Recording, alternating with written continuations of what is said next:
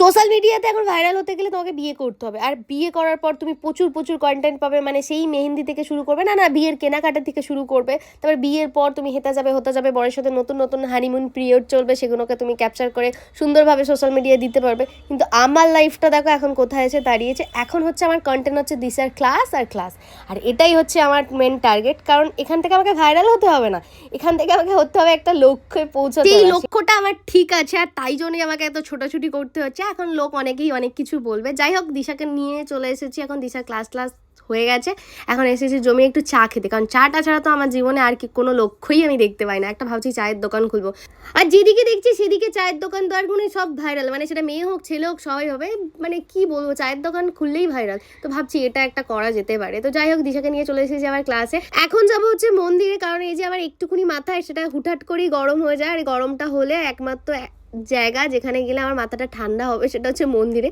তো মন্দিরে চলে এসেছি।